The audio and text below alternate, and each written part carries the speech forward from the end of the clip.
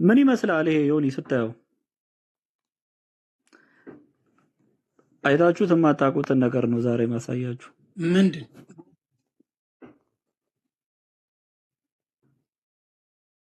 ምን አርግዞ ነው? ምን ሆኖ ነው? ይሄ ሁለተኛ ሰው ነው። ኦ ከስር ያ እሳቸው ነብዩ ናቸው የቆሙት። ወንድ ሴት ናቸው። ሴት ናት ከስር ያለችው። ሐዲሱ ይነበብሽ። አባቴ የአላህን ነብይ ፍቃድ ጠየቀ። ተራኪዋ አባቴ የአላህን ነብይ ፍቃድ ጠየቀ። ፍቃድ ሲያገኝም በእርሱና በቀሚሱ መካከል ገባ። በመሐመድና በቀሚሱ መካከል ገባ። ይስመውና ይጠመጠመበትም ያቅፈውም ጀመር አለች። ምን አይነት መተሻሸት! እዚህ ጋር ሰው በቀጥታ የሆነን ሰው ቀሚስ ገልቦ ሲገባ ፊት ለፊት የሚያገኘው የሰውነት ክፍሉም ይታወቃል። በዛ ላይ እየሳመው ነው፣ አቅፎ ተጠምጥሞበታል። ከዛ ስለ ውሃ ይጠይቀዋል ማለት ነው። ውሃ በእስልምና የተለያየ ትርጉም አለው። ኤኒዌይስ እዚህ ትርጉም ውስጥ አልገባም፣ ግን እንደዚህ አይነት ከወንዶች ጋር ንክኪዎችን ያደርግ ነበር በቀሚስ ውስጥ ማለት ነው። ይፈቅድ ነበር ለወንዶች ቀሚሱን ገልበው ውስጡ ገብተው እንዲስሙት እንዲያቅፉት መሐመድ ይፈቅድ። እኔ አይደለሁም ይሄን ያልኩት፣ ቅር እንዳትሰኙ በጣም ከይቅርታ ጋር ያውላችሁ። እንዳታስቀስፉን ቤተሰብ ይውልኝ ጉድ ይልኝ። የሐዲሱ መርማሪ ሙሐዲሱ የማጠቃለያው ፍርድ ምን አለ? ሐሰን መልካምና ለሙግት ለማስረጃነት የሚበቃ ብሎ ይሄው ማንም ሰው ማየት ይችላል። ይሄንን የሐዲሱ እቺ ማለት ሐሰን ናት። እቺ ሐሰንና ለማስረጃነት ለሙግት ራሱ የሚበቃ ሐዲስ ነው ብሎ አስቀምጦታል። ምን ያደርገው ነበረ? በቀሚሱ መሃል ገብቶ ነብዩን ያቅፈው ይሞጨሞጨው ነበረ ማለት ነው። እንደዚህ አይነት ሐዲሶች አሉ። ስለ ውሃ ጥያቄ ለመጠየቅ ቀሚስ ገልበ መግባት አይጠበቅብም። በረከት ለማግኘት እንኳን ተብሎ ቢታሰብ እጅን መሳም በጣም ፍቱን መድኃኒት ነው። እንደው ነብዩ በረከት ይሰጣሉ። ቀሚስ ገልቦ ግን የነብዩን ገላ መሳምና መተቃቀፍ መተሻሸት ግን ይሄ በጣም ሰልፍ ሪፊዩት ነው። የራሱን ሐዲስ የሚያፈርስ ድርጊት ነው። ወንዶች እንደዚህ እንዳይነካኩ ምናምን ራሱ የሚከለክልባቸው ቦታዎች አሉ። ለምን? ችግር ስላለ ማለት ነው። ነገር ግን ዞር ስንል ራሱ ደግሞ በእንደዚህ አይነት ድርጊት ውስጥ እናገኘዋለን። ኦኬ ለዚህ ሰውዬ ነው እንሞትለታለን ስሙን አትጥሩት የሚሉን አይደል? እሺ እንደዚህስ ቢሆን ከኋላ ደግሞ እኔ እኮ ምን ይሻላል?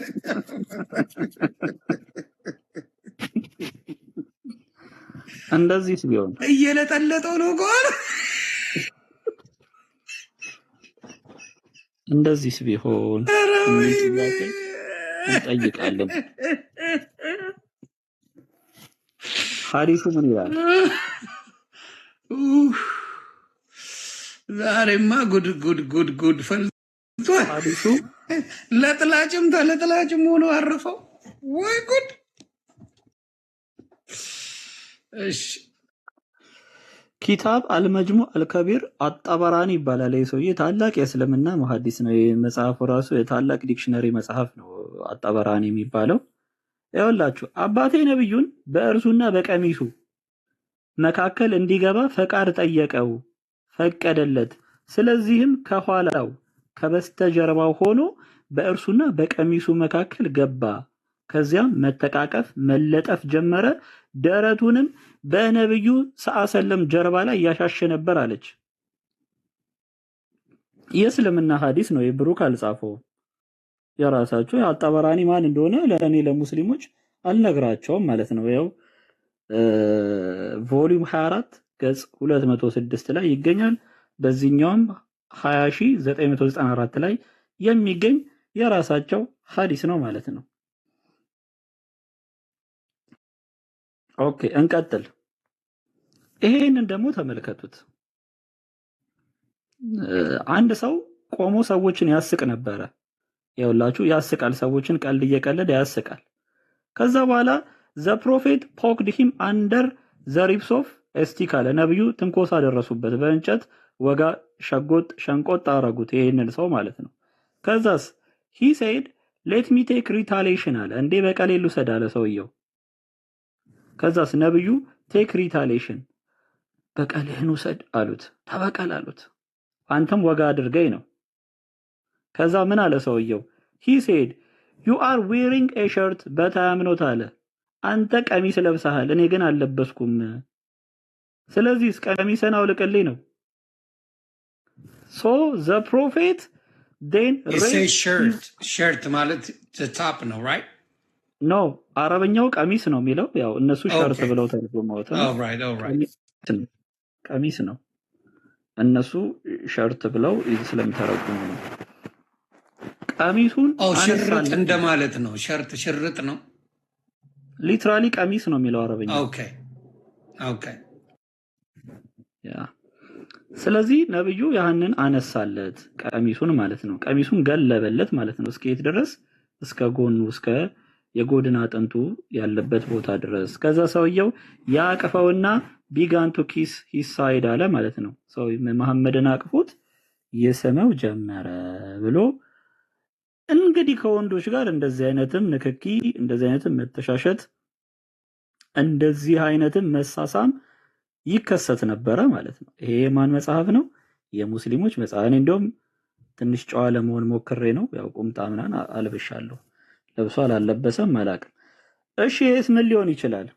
ነብዩ እየጸለዩ ነው። በሁለት እግራቸው መካከል ግን ወንድ አለ። ሶላት በእስልምና ከአላህ ጋር የሚደረግ ቀጥተኛ ግንኙነት፣ ምንም ነገር እንቅስቃሴ የማይደረግበት፣ ከፊት እንዲሁም ሴት አህያና ውሻ ካለፈ ማንኛውም ነገር ቢያልፍ ሶላቱ ይበላሻል ብለው ሙስሊሞች ብዙ ጊዜ ሲያወሩ እንሰማለን። ነገር ግን ሐዲሱ ምንድን ነው የሚለው? ሐዲሱ ምን ይላል? ኢብኑ ከሲር ራሱ በተፍሲሩ ላይ አስቀምጦታል። ተፍሲር ኢብኑ ከሲር ቮሊዩም 11 ገጽ 125 ላይ ታገኙታላችሁ። ወይም የቁርአን ተፍሲር ቁርአን 33 ቁጥር 10 ላይ ታገኙታላችሁ። ቀጥታ ምንድነው የሚለው? ሁዘይፋ እንዲህ አለ፣ ወደ አላህ መልእክተኛ ተመለስኩ፣ እርሳቸውም በአንደኛቸው በሚስታቸው የጨርቅ መሸፈኛ ባይዘው አላህ ብቻ አይደለም መሐመድም ሂጃብ ይለብስ ነበረ። ይሄው በሚስታቸው የጨርቅ መሸፈኛ ተሸፍነው ነበረ። ለእንትኑ ያህል ይሄ ነው። ነብዩ ሂጃብ ለብሰው ነበረ ነው። ተሸፍነው ነበረ። ተከናንበው ሶላት እየሰገዱ ነበር። እኔንም ባዩኝ ጊዜ በእግሮቻቸው መካከል አስገቡኝ አለ። ከዛስ የጨርቁንም ዳርቻ በላይ ላይ ጣሉት። ከዚያም ሩክ አደረጉ፣ ስጁድም አደረጉ። እኔም በእርሱ በጨርቅ ውስጥ ተጠቅልዬ ነበር ይላል። ምስኪን ሶላት እየሰገደ ኮኔክሽኑ መሐመድ ትኩረቱ ቴንሽኑ ከሰውየው አካል ንክኪ ጋር ነው ወይስ ከአላህ ጋር ከሚያደርገው ጸሎት? ይሄ በጣም አጠያቂ ነገር ነው። አንድ ነገር ላሳይና ሙስሊሞች አንድ ያልነገሩን የብርድ ልብስ ሚስጥር አለ። ምን ያህል መሰላችሁ? አልሐከም በጣም ሳሂህ በሆነው ሐዲሱ ላይ አስቀምጦታል። አልሐከም አልነሳቡሪ ይባላል። ይኸውላችሁ የአላህ መልእክተኛ ሰለላሁ ዐለይሂ ወሰለም በአንድ ቀዝቃዛ ጠዋት ላኩኝ አለ። እኔም ወደ እርሳቸው መጣሁ። እርሳቸውም ከአንደኛው ሚስታቸው ጋር በብርድ ልብሳቸው ውስጥ ነበሩ። ኢማጂን ከሚስት ጋር በአንሶላ ውስጥ ተኝተሃል። የሆነ ሰው ቢመጣ አብረ ደረበ ሶስተኛ ስታስገባው ማለት ነው። ከዛስ ምን አለ? በልብሳቸው ውስጥ ነበሩ ወይም ወደ ብርድ ልብሱም አስገቡኝ አለ። እኛም ሶስት ሆንን ይላል። መሐመድ በሐዲስ ከልክሏል። ይኸውልህ ኤማን አለ ኤማን should not lie with another man under one covering አለ። ለምንድን ነው ይሄ ክልከላ የተከለከለው? ወንድ ለወንድ በአንድ መሸፈኛ ወይም አንሶላ ብርድ ልብስ ውስጥ እንዳይተኛ ብሎ መሐመድ ከልክሏል። ለምን ከለከለ?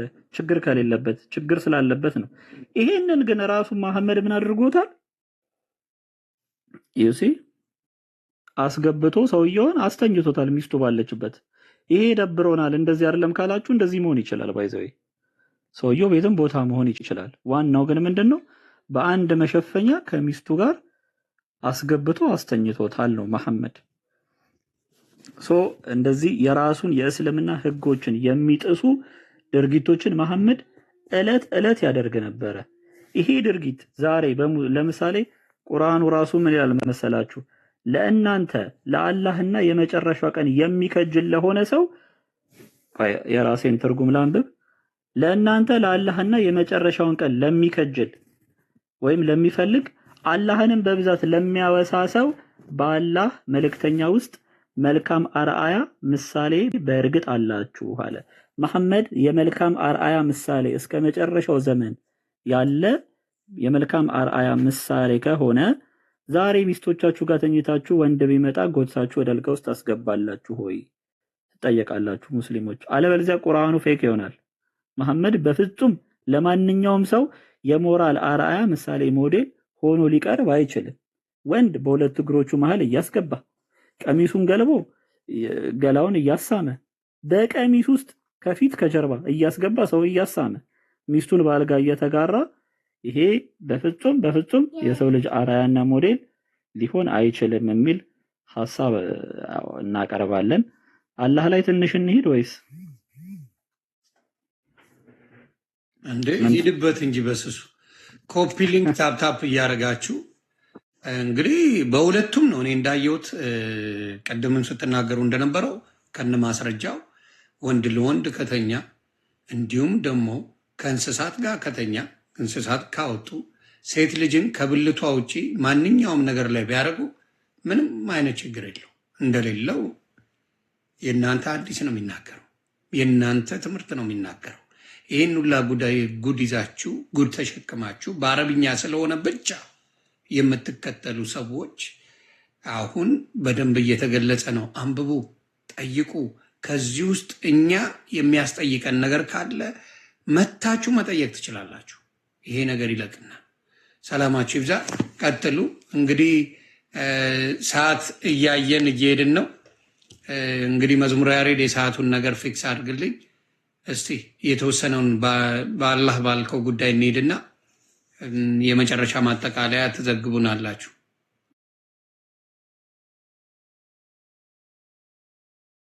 ስለ አላህ ስጀምር በመጀመሪያ ፍጡር መሆኑን አረጋግጬ ነው የምጀምረው። ምክንያቱም ይህንን አጽናፈ ዓለም የፈጠረ ሰማይና ምድርን የዘረጋ ጌታ ያሃ የፈጠረው ቦታ መልሶ ሊገድበው አይችልም። አምላክ በቦታ ሊገደብ አይችልም። ነገር ግን ወሃብያዎች በትክክል ምን ብለው ያምናሉ? አላህ ምንድነው? ቅድም ቃሉ ስላልመጣ አሁን ራሴ ላምጣው ብዬ ነው። ይሄ የቁንጮ ስኮላራቸው ማን ነው? ኢብኑ ተይሚያህ የሚባል የዋሃብያ ሊቅ ነው። አላህን እንዴት እናውቀዋለን ተብሎ ተጠየቀ። ጌታችንን በምን እናውቀዋለን ሲባል ከሰማያት በላይ በአርሹ ላይ በመሆኑ ብሎ መለሰ። ከዛ በገደብ ነው ወይ ጥያቄ ተገድቦ ነው ወይ ሲባል ተባለ። እርሱም አዎን በገደብ ነው አለ ይላል። እያንዳንዳችሁ እስኪ ራሳችሁን ጠይቁት። ቦታ ፍጡር ነው። እንዴት ነው ከተፈጠረ በኋላ መጥቶ የፈጠረውን አካል ሊገድበው የሚችለው? እሱ ራሱ ፍጡር ካልሆነ እንዴት ይሄ ሳይፈጥረው በፊት አላህ እንዴት ነበረ ታዲያ? ከፈጠረው በኋላ መጥቶ የዚህ አካል ጥገኛ ከሆነ ሳይፈጥረው በፊት እንዴት ነበረ? ሌላ ችግር ነው። ሎጂኩን ራሱ ያፈርሰዋል። ስለዚህ ኢቭን በእስልምና በእነዚህ በዋሃብዮች አስተምህሮ አላህ አልተገደበም ብሎ ማመን ከእስልምና ያስወጣል።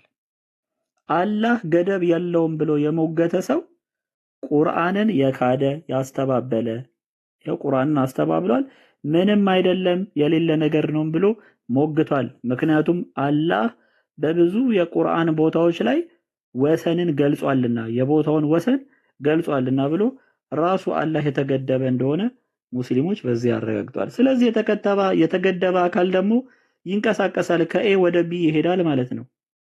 ለምሳሌ በሩጫ ሊሆን ይችላል፣ በእርምጃ ሊሆን ይችላል። የሚሮጠውን አላህ ቀደም አይተነዋል። እዚህ ጋር እንደምታዩት አላህ ይሮጣል። ዮኒ ልብ ብለው አላህ ይሮጣል። ይሄ ራሱ ነብዩ ጌታዬን ጺም በሌለው ወጣት መልክ በአረንጓዴ መናፈሻ ላይ አየሁት ብሎ የተናገረው ሐዲስ ስላለ ይሄ ሰውዬ አላህን ሊወክልልን ይችላል። ወጣት ወንድ ቤቢ ቦይ ነው። ባይዘው አላህ ቤቢ ቦይ ማለት ጺም ገና አልወጣም፣ ቲኔጀር ነው፣ ያንግ ነው። አላህ ይሮጣል። እነዚህ ቅድም ያልተነገሩ ሐዲሶችም ካሉ ያው ሳሂህ አል-ቡኻሪ 75:36 ላይ አላህ እንደሚሮጥ በግልጽ የተነገረበት ክፍል ነው። if he comes to me walking I go to him running ብሎ አስቀምጧል። እርሱ ወደ እኔ እየተራመደ ቢመጣ እኔ ወደ እርሱ እየሮጥኩ እሄዳለሁ ብሎ አላህ ራሱ የመለሰበት ነው። ይሄንን ሩጫ ሜታፎር